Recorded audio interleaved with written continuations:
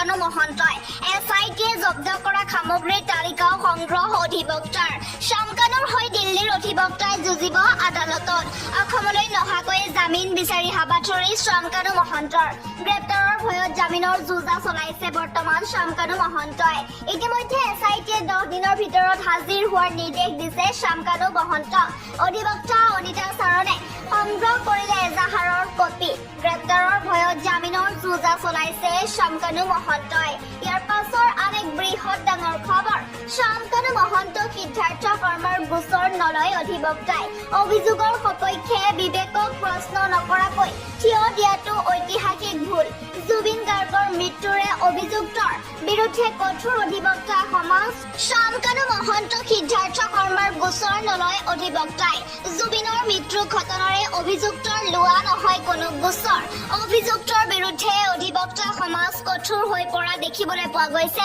তদন্তকাৰী সন্থাইহে প্ৰকৃত সত্য উন্মোচন কৰিবলৈ সক্ষম হ'ব জুবিনৰ মৃত্যু ঘটনাৰে অভিযুক্তৰ লোৱা নহয় কোনো ধৰণৰ গোচৰ সুস্থ পৰিৱেশ তথা সামাজিক দায়বদ্ধতা বজাই ৰাখক অভিযুক্তৰ সপক্ষে বিবেকক প্ৰশ্ন নকৰাকৈ থিয় দিয়াটো ঐতিহাসিক ভুল কোনো অধিবক্তাই নলয় অভিযুক্তৰ গোচৰ এই মুহূৰ্তৰ আন এক বৃহৎ ডাঙৰ খবৰ আহি পৰিছে এছআইটিয়ে ফাদিল কৰিব নোৱাৰে জুবিনৰ মৃত্যুৰ ৰহস্য অধিবক্তাৰ বিস্ফোৰণ জুবিনৰ মৃত্যুৰ ৰহস্য ফাদিল প্ৰক্ৰিয়াত আহিব আইনী জটিলতা কেৱল এছআইটিৰ দ্বাৰাই জুবিনৰ মৃত্যুৰ ৰহস্য ফাদিল নহ'ব চিবিআইলৈ হস্তান্তৰ হ'ব লাগে জুবিনৰ ঘটনা কেৱল চিবিআইয়ে শীঘ্ৰে দোষীক কৰায়ত্ব কৰিব পাৰিব চিবিআই অথবা ন্যায়িক তদন্তৰ দাবী অধিবক্তাৰ জুবিনৰ ঘটনাৰ ন্যায়িক তদন্তৰ দাবী অধিবক্তাৰ গুৱাহাটী উচ্চ ন্যায়ালয়ৰ দ্বাৰস্থ অধিবক্তা সমাজ দুখনকৈ দেশ জড়িত হৈ আছে জুবিনৰ ঘটনাত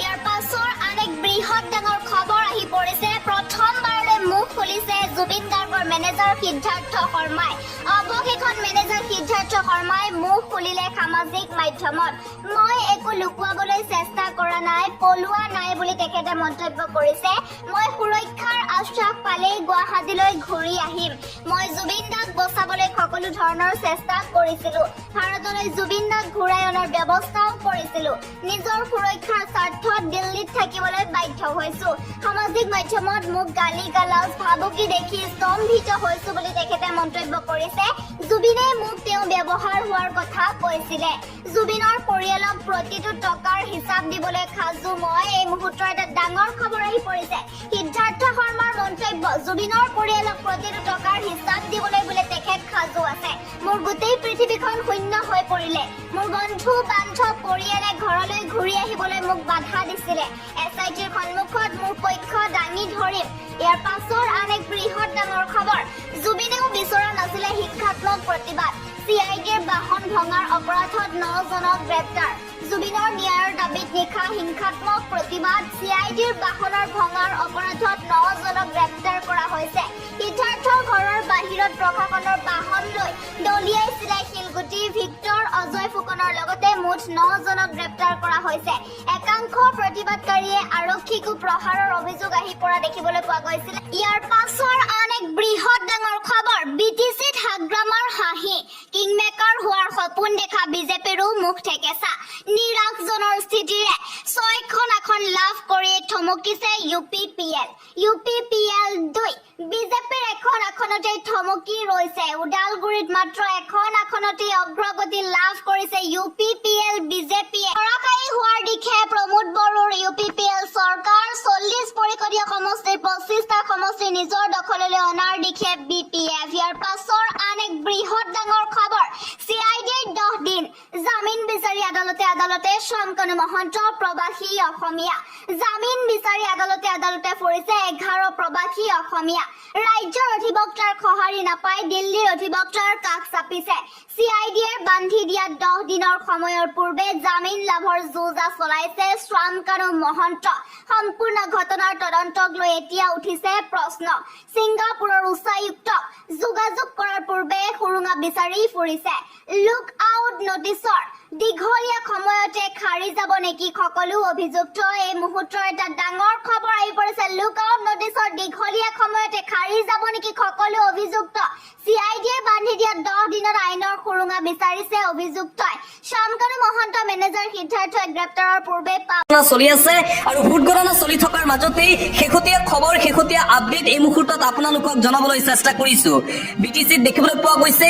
হাগ্ৰামা মহিলাৰীৰ নেতৃত্বাধীন BPF দলৰ বৃহৎ অগ্ৰগতি BPFৰ অগ্ৰগতিত চিন্তিত হৈ পৰিছে প্ৰমোদ বড়োৰ UPPL দল BPFৰ যথেষ্ট অগ্ৰগতি লাভ 20খন আসনত এতিয়াও অগ্ৰগতিত আছে হাগ্ৰামা মহিলাৰীৰ নেতৃত্বাধীন BPF দল বিজেপিৰ 11খন UPPLৰ 9খন আসনত অগ্ৰগতি হোৱাৰ খবৰ এই মুহূৰ্তত পোৱা গৈছে কিং মেকাৰ হ'বলৈ এতিয়া সাজু হৈ পৰিছে ভাৰতীয় জনতা পাৰ্টি BTCত কিং মেকাৰ হ'ব বিজেপিৰ সহযোগত পুনৰ গঠন হ'ব নেকি চৰকাৰ BTCত এই প্ৰশ্ন এই মুহূৰ্তত উত্থাপন BPFৰ অগ্ৰগতিত মুঠতে এতিয়া চিন্তিত হৈ পৰিছে প্ৰমোদ বড়োৰ UPPL দল 20খন আসনত এতিয়াও আগবাঢ়ি আছে হাগ্ৰামা মহিলাৰীৰ নেতৃত্বাধীন BPF দল BTC নিৰ্বাচনৰ শেহতীয়া খবৰ শেহতীয়া আপডেট আপোনালোকক জনাই আছো যে BTC নিৰ্বাচনৰ ভোট গণনা চলি আছে আজি ৰাতিপুৱা 8 বজাৰ পৰা আৰম্ভ হৈছিল এই ভোট গণনা 6 ৰাউণ্ডৰ ভোট গণনা চলি আছে আৰু 6 ৰাউণ্ডৰ ভোট গণনা চলি থকাৰ সময়ত 20খন আসনত আগবাঢ়ি আছে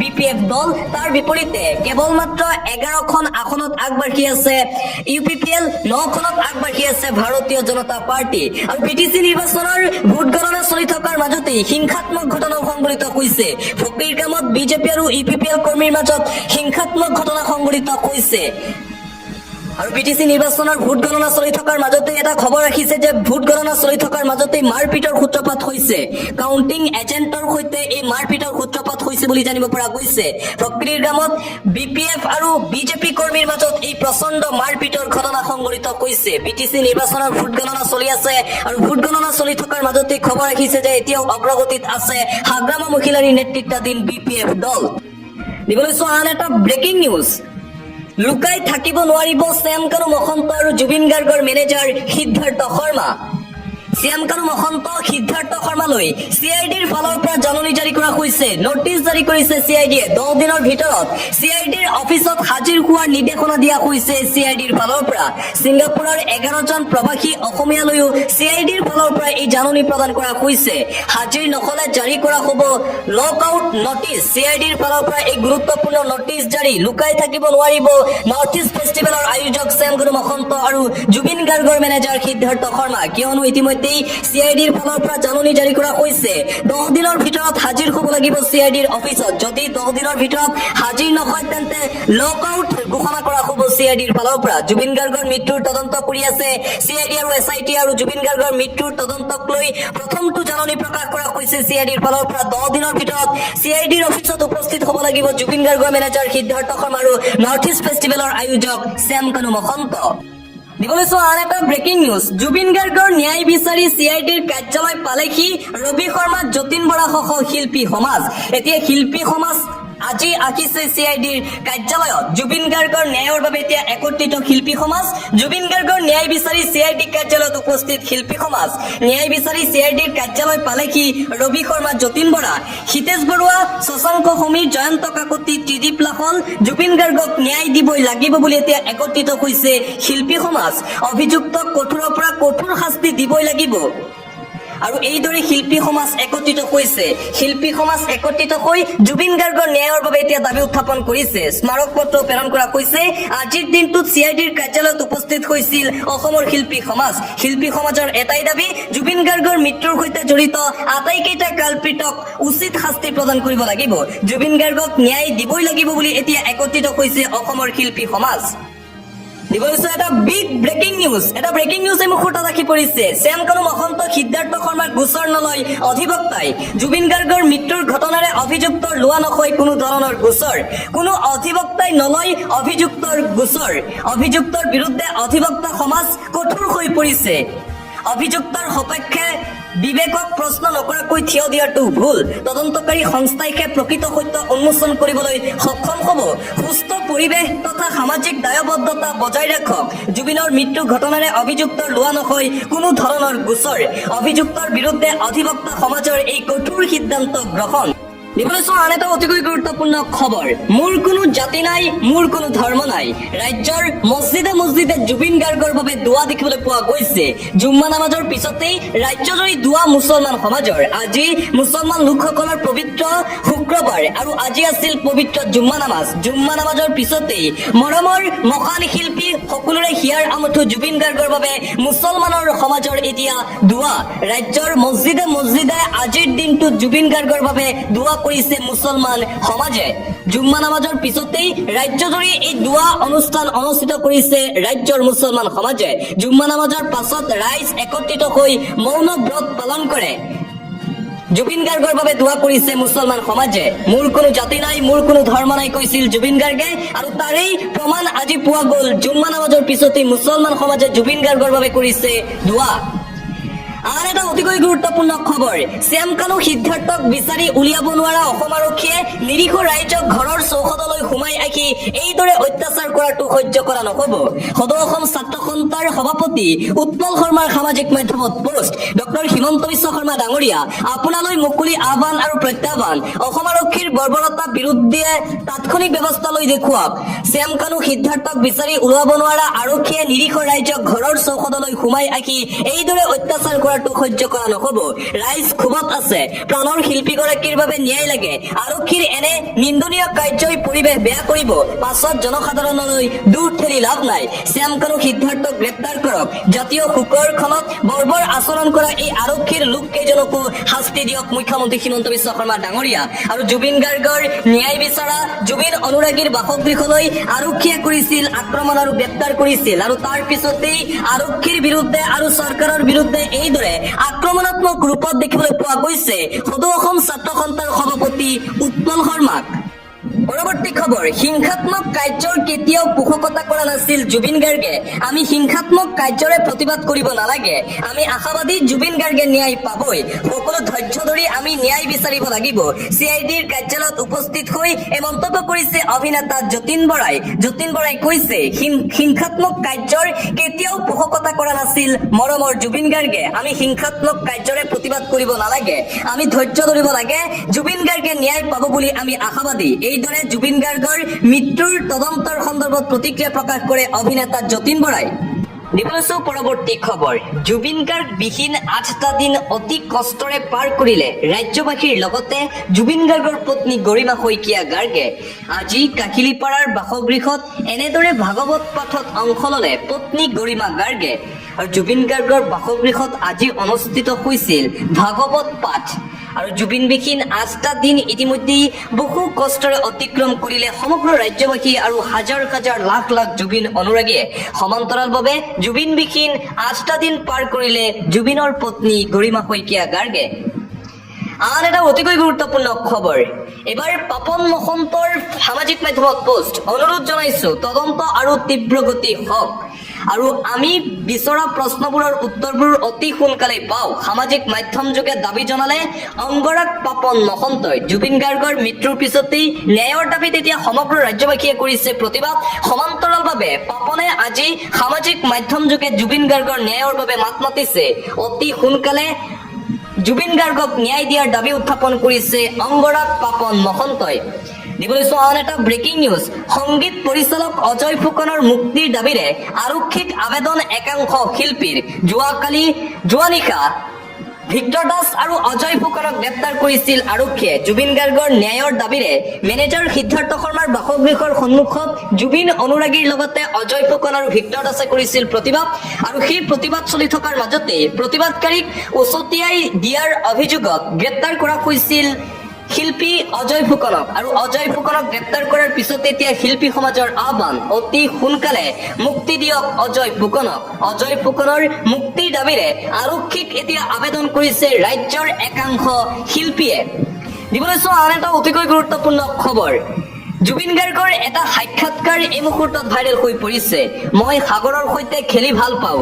ৰৈ ৰৈ বিনালে চিনেমাখন সাগৰত আৰম্ভ হৈছে, সাগৰতে শেষ হৈছে।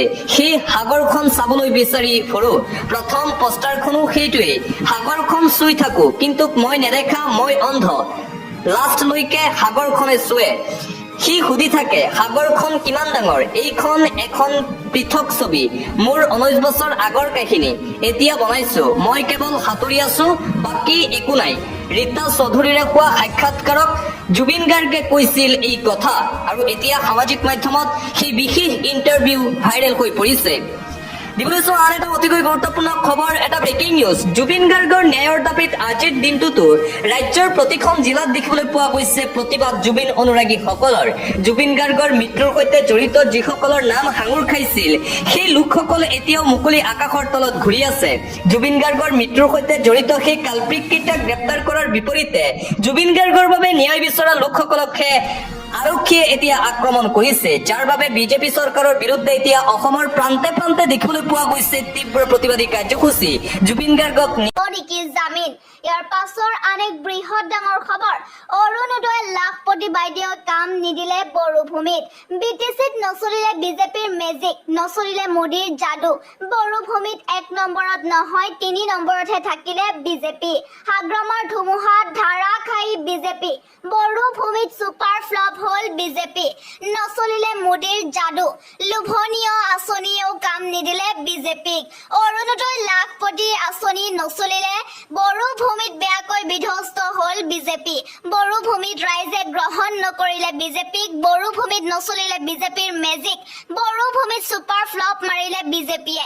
ইয়াৰ পাছৰ আন এক বৃহৎ ডাঙৰ খবৰ, জুবিনৰ অনুৰাগীক বিচাৰি আৰক্ষীৰ অভিযান, ঘৰত সোমাই মাৰপিট আৰক্ষীৰ। জুবিনৰ অনুৰাগীক বিচাৰি আৰক্ষীৰ অভিযান, আৰক্ষীয়ে গুণ্ডাগিৰি কৰাৰ অভিযোগ অহা দেখিবলৈ পোৱা গৈছে। ঘৰত সোমাই মাৰপিট কৰিছে আৰক্ষীয়ে, ঘৰে ঘৰে গৈ লাঠি চাৰ্জ কৰিছে। মুখ্যমন্ত্ৰীয়ে দিনে নিশাই কষ্ট কৰাৰ পাছতো সংযম নহয় আৰক্ষী। নিশা জুবিন অনুৰাগীৰ হাহাকাৰ পৰিস্থিতি, সিদ্ধাৰ্থৰ ঘৰ ঘেৰাও কৰাৰ পাছত কঠোৰ আৰক্ষী, ঘৰত সোমাই মাৰপিট আৰক্ষীৰ। ইয়াৰ পাছৰ আন এক বৃহৎ ডাঙৰ খবৰ, SITয়ে পুনৰ চিল কৰিলে শ্যামকানুৰ বাসগৃহ, পুনৰ চিল কৰি দিয়া হল শ্যামকানু মহন্তৰ বাসগৃহ। শ্যামকানুৰ বাসগৃহৰ পৰা জব্দ বহু সামগ্ৰী। আজি দ্বিতীয় দিনৰ বাবে SITৰ দলে চলাইছিলে অভিযান, পুনৰ চিল কৰি দিয়া হল শ্যামকানু মহন্তৰ বাসগৃহ। জব্দ লেপটপ, হাৰ্ড ডিস্ক, মোবাইল, নথিপত্ৰ, পেন ড্ৰাইভ। আৰক্ষীৰ অনুমতি অবিহনে সোমাব নোৱাৰিব। ইয়াৰ পাছৰ আন এক বৃহৎ ডাঙৰ খবৰ, দীপাৱলীৰ উপহাৰ, চৰকাৰী কৰ্মচাৰীৰ মৰগীয়া বোনাছ 4% বৃদ্ধি অসম চৰকাৰৰ। এই মুহূৰ্তৰ এটা ডাঙৰ খবৰ, পোহৰৰ উৎসৱ দীপাৱলীৰ আনন্দ উল্লাসৰ মাজতে অসম চৰকাৰে ৰাজ্যিক চৰকাৰী কৰ্মচাৰীসকলৰ মৰগীয়া বোনাছ চৰকাৰী 4% বৃদ্ধিৰ ঘোষণা কৰিছে। মুখ্যমন্ত্ৰী ডক্টৰ হিমন্ত বিশ্ব শৰ্মাই ছচিয়েল মিডিয়া যোগে এই কথা ঘোষণা কৰে। ৰাজ্যিক বিষয়া আৰু কৰ্মচাৰী তথা সৰ্বভাৰতীয় সেৱাৰ বিষয়াসকলক মৰগীয়া বোনাছ 4% বৃদ্ধি কৰা হৈছে। 1 জুলাইৰ পৰা এই বৃদ্ধি কাৰ্যকৰী হ'ব আৰু চলিত মাহৰ দৰমহাৰ সৈতে বিষয়া কৰ্মচাৰীসকলে এই বৃদ্ধি হোৱাৰ মৰগীয়া বোনাছ লাভ কৰিব। মুখ্যমন্ত্ৰী হিমন্ত বিশ্ব শৰ্মাৰ টুইট যোগে তেখেতে কৈছে, চৰকাৰী কৰ্মচাৰীসকললৈ এই সুখবৰ প্ৰদান কৰি মুখ্যমন্ত্ৰী হিমন্তৰ লগতে ৰাজ্যবাসীলৈ পোহৰৰ উৎসৱ দীপান্বিতা তথা কালী পূজাৰ আন্তৰিক শুভেচ্ছাও। তাৰ পাছৰ আন এক বৃহৎ ডাঙৰ খবৰ, চৰকাৰী পকী ঘৰৰ বাবে আজি আৱাজ প্লাছত আবেদন কৰক। কিদৰে ঘৰতে বহি কৰিব আপুনি আবেদন, এই মুহূৰ্তৰ এটা ডাঙৰ খবৰ, চৰকাৰী পকী ঘৰৰ বাবে আজি আৱাজ প্লাছত আবেদন কৰক। কিদৰে ঘৰতে বহি কৰিব আবেদন, সেল্ফ সাৰ্ভেৰ বাবে মুকলি কৰা এপত চলি আছে কাম। আৱাজ প্লাছৰ জৰিয়তে আজিয়ে কৰক আবেদন, জানি লওক কিদৰে আৱাজ প্লাছত কৰিব পাৰিব আবেদন। আবেদনৰ বাবে কি কি নথিপত্ৰৰ প্ৰয়োজন, জীৱিকা সখীয়ে চলোৱা জৰীপ সম্পূৰ্ণ নোহোৱাসকলে কৰক সেল্ফ সাৰ্ভে। আধাৰ নম্বৰৰ সৈতে কৰক পঞ্জীয়ন। মহিলা হিতাধিকাৰীক দিয়া হ'ব অগ্ৰাধিকাৰ। প্লে ষ্টৰৰ পৰা ডাউনলোড কৰক আৱাজ প্লাছ 2024। ইয়াৰ পাছৰ আন এক বৃহৎ ডাঙৰ খবৰ, কোটি কোটি কৃষকলৈ আহি আছে ভাল খবৰ। PM কিষাণৰ ধনক লৈ বিগ আপডেট অহা দেখিবলৈ পোৱা গৈছে। PM কিষাণৰ 20 নং কিস্তিৰ ধনক লৈ বিগ আপডেট। 20 নং কিস্তিৰ ধন পাবলৈ কৃষকে কৰিব লাগিব বাধ্যতামূলক KYC। 20 নং কিস্তিৰ ধন পাবলৈ কৃষকে কৰিব লাগিব বাধ্যতামূলক KYC। তালিকাত নাম থকা কৃষকসকলেহে লাভ কৰিব 2000 কোটি টকা। কোটি কোটি কৃষকে লাভ কৰিব চৰকাৰী ধন। ইয়াৰ পাছৰ আন এক বৃহৎ ডাঙৰ খবৰ অৰুণোদয়ৰ 1250 টকা সোমালে নে টকা নোসোমালে এতিয়াই দিয়ক অভিযোগ লাখ লাখ হিতাধিকাৰীৰ একাউণ্টত সোমালে চৰকাৰৰ ধন অৰুণোদয়ৰ লাখ লাখ হিতাধিকাৰীৰ একাউণ্টত পোনে পোনে প্ৰেৰণ কৰিলে ধন 38,22,055 গৰাকী হিতাধিকাৰীয়ে লাভ কৰিলে এই ধন এতিয়াই পৰীক্ষা কৰক বেংক একাউণ্ট যদি ধন লাভ কৰা নাই পোনে পোনে দিব পাৰিব অভিযোগ 0361223705